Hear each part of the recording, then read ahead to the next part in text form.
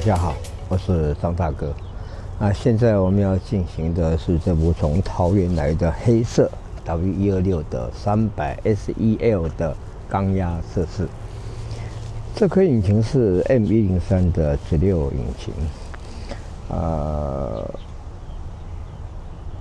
这部车到现在应该超过35年了。里程数并不多，就8万多哦，而且是一手车走到现在。那标准的缸压应该在8.5、8到12 kgcm 平方之间，10到12 kgcm 平方之间，最低不能低于8.5。经过这么多年的使用，虽然里程数这么低，无论如何，我们希望它不要有缺缸压所谓零缸压，零缸压就是代表它的气门烧毁了。那如果说活塞环受损的话，那应该缸压会偏低。那这个都还是无所谓，最怕我们就是怕零缸压的气门烧毁。那这个车子一定要去处理。里程数有8万多，那代表它的引擎的缸体状况应该是不错的。但是 M103 如果说不缺油不缺水这颗引擎理论上它跑50万公里绝对没有问题。无论如何，我们再来看看这颗引擎它的缸压表现是如何。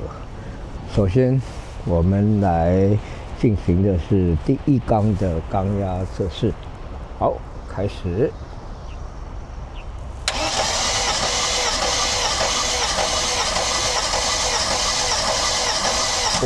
第一缸的缸压很高都已经到13了。这个代表积碳严重。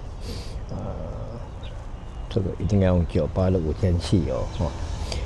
其实它有8万公里，理论上如果说引擎燃烧不完全积碳的话，也不应该这么高。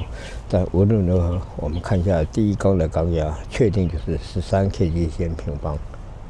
接着我们要进行的是第二缸的缸压测试。好，开始。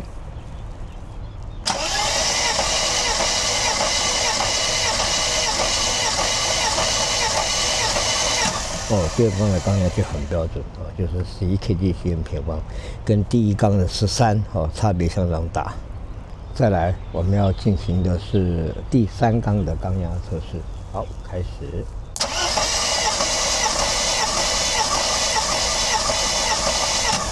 第三缸的缸压也是13。这个是怎么会有积碳这么严重呢？出乎大哥的意外。再来，我们要进行的是第四缸的缸压测试。好，开始。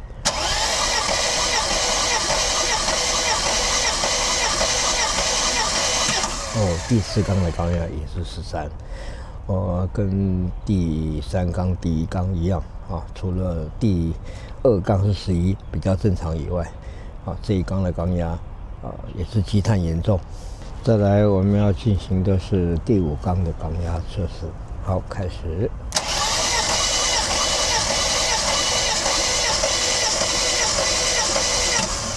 第五缸的缸压也在13这个积碳严重。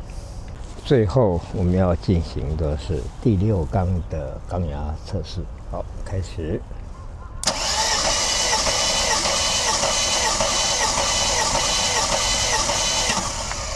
第六缸的缸压是12.5。这也是超过12 kgcm 平方的标准代表有积碳也是严重的。那经过这次的测试，我们了解到这颗 M103 引擎积碳非常严重。虽然里程数只有8万多，但是这个问题是怎么发生的？那就是因为供油过多应该讲也不能叫供油过多，就是燃烧不完全就是汽油没有完全燃烧，造成积碳的现象所以里程数只有8万，但是呢缸压都在12.5这是非常可怕的。那所以这个车主一定要用98的无铅汽油。那至于说积碳这么严重，是不是应该要清积碳？大哥倒是不建议，因为清积碳的话，一般来讲都要做药水或者侵入式的清洗。那这个对引擎的伤害，我们没有办法把握哈。所以说用98无铅汽油，第一点，第二个就是常常跑高速公路这个状况会稍微好一点，会把表层的积碳会把它清掉。但是成年的老碳是没有办法处理的除非你把引擎打开，把上盖打开，然后把活塞跟燃烧室的积碳用抛光把它抛掉没有其他的办法。也许大家会怀疑说，8到12 kg/cm 平方是标准的，10到12 kg/cm 平方是标准的缸压，那到底是不是真的？大哥还可以很肯定的跟高维报告。大哥如果看到车况很新引擎状况很好，它的缸压就是10到11如果大家怀疑的话可以到大哥的网站缸压测试清单播放清单去看确定就是10到11。那这个引擎也许车主很怀疑8万公里的里程怎么会积碳这么严重？